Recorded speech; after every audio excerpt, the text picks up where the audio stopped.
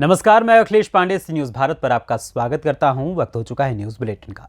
इस news bulletin में बात होगी बालाघाट की, जहां टैक्स नहीं देने वाले बकायेदारों का नगर पालिका ने फ्लैग्स लगाकर सार्वजनिक किया नाम।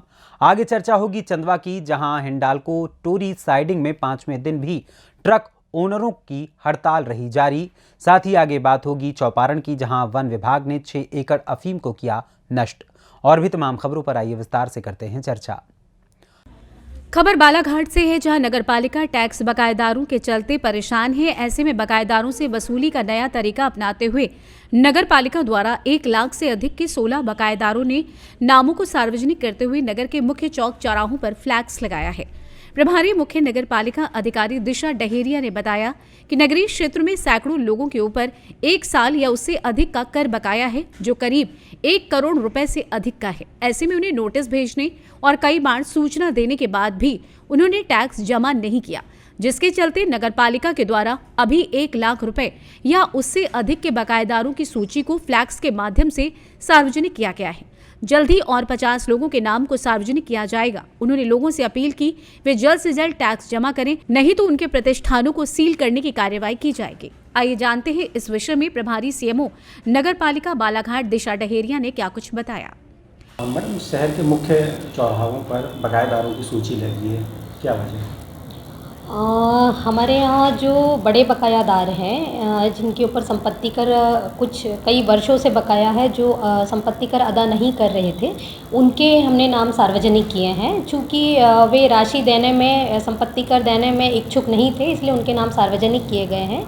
इसके बाद भी अगर वे संपत्ति कर अदा नहीं करते हैं तो हम उनके दुकानों को सील करने की कार्रवाई करेंगे। इसके साथ ही जो घर के बकायादार हैं, जो आवासीय भूखंड है या घर है, भवन है, उन पे हम कुर्की की कार्रवाई करेंगे। मैडम, इनमें से देखा गया कि ज़्यादातर लोग सक्षम हैं, उसके बावजूद भी कि जो करें, जो दे नहीं रहे हैं, तो इनसे पहले कुछ बात हुई, चर्चा हुई? हमने सभी से चर्चा की है, सबको पर्याप्त समय दिया है। हमने पहला नोटिस जारी किया, दूसरा, तीसरा, उसके बाद हमने मुनादी कराई। 24 घंटे का अंतिम अवसर देने के बाद हमारे वार्ड प्रभारियों के द्वारा डोर टू डोर नियमित रूप से उन लोगों से चर्चा की जा रही है। उनको, कई व्यक्तियों को तो मेरे द्वारा भी अवगत कराया गया है कि आप संपत्ति कर का अदा कर दें, नगर पालिका को सहयोग करें। तो कुछ व्यक्तियों ने सहयोग भी किया है, कुछ हमारे शहर के अच्छे अच्छे नागरिक हैं जिन्होंने हमें सहयोग भी किया है। ऐसे ही मैं समस्त नागरिकों से पुनः आग्रह करती हूं कि आप नगर पालिका बालाघाट को सहयोग करें और आपके ऊपर जो राशि बकाया है, कृपया आप कार्यालय में आके राशि अदायगी करें। लगभग कितना अमाउंट होगा? लगभग अभी अप्रॉक्स 1 करोड़ के लगभग हमें अभी बकाया राशि वसूली करना है, जिनके नाम हम। बालाघाट से सी न्यूज संवाददाता विशाल महानंद की रिपोर्ट। लातेहार जिले के चंदवा पठारी चंदवा बॉक्साइट ऑनर एसोसिएशन के द्वारा पिछले 5 दिनों से कांटा बंद कर आंदोलन किया जा रहा है। इसी को देखते हुए 5 दिन बीत जाने के बाद डब्बा लोडर ट्रक ऑनर एसोसिएशन के पास पहुंचकर हड़ताल तुड़वाने की मांग की गई। इसी बीच डब्बा लोडर और ट्रक ऑनर एसोसिएशन के बीच बहसबाजी शुरू हो गई। कुछ लोग तो ट्रक ऑनर एसोसिएशन के टेंट को भी उखाड़ फेंकने की कोशिश करने लगे। वहीं वार्ता होने के बाद दोनों पक्ष शांत हो गए। डब्बा लोडरों का कहना है कि हम लोग यहां से भरण पोषण ट्रक और मालगाड़ी में बॉक्साइट लोड होने पर चलती है। बता दें, पिछले 5 दिनों से ट्रक ऑनर एसोसिएशन के द्वारा कांटा जाम कर देने से हम लोगों का भरण पोषण भी चलना दूभर हो गया है। उधर ट्रक ऑनर एसोसिएशन का कहना है कि हिंडाल्को कंपनी के सेरंगदाग माइन से हम लोगों को ट्रक में बॉक्साइट परिवहन के लिए रेगुलर बॉक्साइट देने का काम करें, या सेरंगदास माइंस में बॉक्साइट नहीं है तो कंपनी दूसरी जगह माइंस चल रहा है, वहां हम लोगों के ट्रक को वहां से परिवहन करने की इजाजत दे। जिसे देखा जाता है कि कंपनी ट्रक ऑनर एसोसिएशन की बात नहीं मानने के कारण टोरी साइडिंग के कांटा घर को ट्रक ऑनर एसोसिएशन ने जाम कर दिया है। 5 दिन बीत जाने के बाद भी कंपनी के द्वारा कोई ठोस पहल नहीं की गई, जिससे निरंतर हड़ताल जारी है। ट्रक ऑनर एसोसिएशन के अध्यक्ष रोहित अग्रवाल ने कहा कि कंपनी हमारी मांग को नहीं पूरा करेगी, तब तक हम अपनी मांग पर अड़े रहेंगे। साथ ही देखा गया कि दूसरे माइंस में चलने वाले ट्रक ऑनर के द्वारा इस हड़ताल के पक्ष में नहीं है।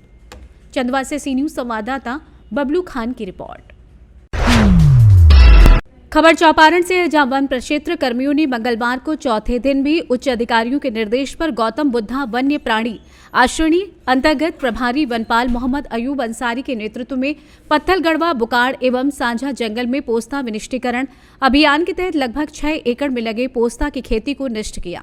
प्रशासन के रोकथाम प्रयासों के बावजूद प्रखंड के कई जंगली इलाकों में पोस्ते की खेती की गई है, वहीं चिन्हित कर कार्रवाई की जा रही है। गौरतलब है कि चौपारण वन परिक्षेत्र में पोस्ते की खेती प्रलोभन देकर भोले भाले ग्रामीणों से तस्करों द्वारा करवाई जाती है। इससे अफीम, चरस, कोकीन, ब्राउन शुगर समेत कई तरह के मादक पदार्थों का निर्माण कर देश के विभिन्न क्षेत्रों में ऊंचे दामों में बेचा जाता है, जबकि इसकी खेती से व्यापक रूप से बंजर भूमि की मार झेलनी पड़ती है।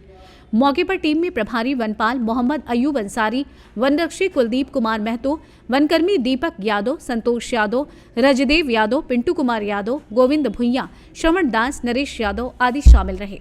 चौपारण से सी न्यूज संवाददाता मुकेश सिंह की रिपोर्ट।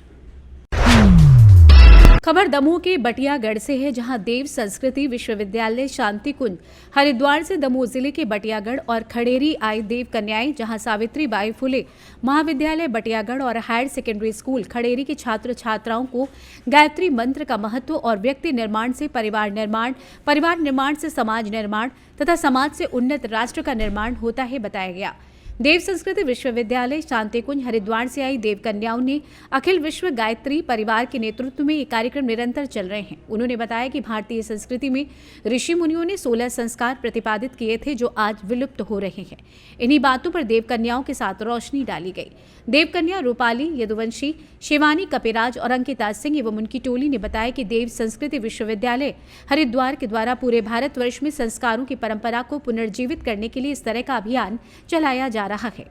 बता दें कि यज्ञ से देवी देवता प्रसन्न होते हैं। यज्ञ में सभी संस्कार जैसे पुंसवन, नामकरण संस्कार, जन्मदिन, विद्यारंभ, विवाह दिवस आदि 16 संस्कार होने चाहिए। खड़ेरी ग्राम सिद्ध नगरी में 108 गायत्री महायज्ञ एवं संस्कार महोत्सव होने जा रहा है, जिसकी समीक्षा बैठक खड़ेरी में ली गई। देव संस्कृति विश्वविद्यालय से आई हुई देव कन्याएं एवं दमोह जिला गायत्री परिवार समन्वयक बीपी गर्ग द्वारा बैठक ली गई और यज्ञशाला का निरीक्षण किया गया।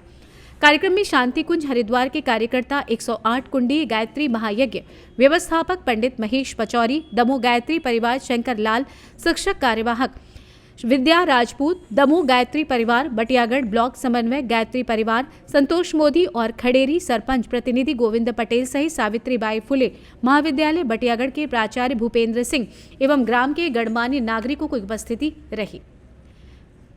हाँ सर, आज जो कार्यक्रम रखा गया गायत्री परिवार की तरफ से क्या है? ये देव संस्कृति महाविद्यालय जो हरिद्वार है, वहाँ से देव कन्याएँ, जैसे एक स्नातकोत्तर की छात्रा हैं और एक स्नातक की छात्रा हैं, अपना अलग अलग विषय लेकर यहाँ हमारे यहाँ महाविद्यालय के छात्रों को जैसे प्रबंधन है, संस्कृति प्रबंधन है और नैतिक शिक्षा है और संस्कृति विश्वविद्यालय का परिचय है कि यहाँ पर कौन कौन सी शिक्षा दी जाती है, कौन कौन सी कोर्स संचालित हैं, क्या क्या होता है, रहने की व्यवस्था है कि नहीं, वहाँ आवास व्यवस्था है कि नहीं, और उस महाविद्यालय की संपूर्ण सुविधाओं के बारे में ज्ञान दिया और संस्कृति का ज्ञान दिया कि हमें किस तरह से संस्कृति का पालन करना चाहिए और संस्कृति का पालन करने से हमें क्या क्या फ़ायदे होते हैं। इन सभी के बारे में विस्तार से चर्चा की गई और समन्वय महोदय भी हमारे बीच पधारे और उन्होंने भी उनका पूर्ण सहयोग किया और मार्गदर्शन किया और बच्चों को संस्कृति से संबंधित शिक्षा प्रदान की। आज कॉलेज में आपने बच्चों को क्या जनसंवाद में बताया है, क्या लेकर आप गायत्री परिवार की ओर से क्या बात रख रहे हैं?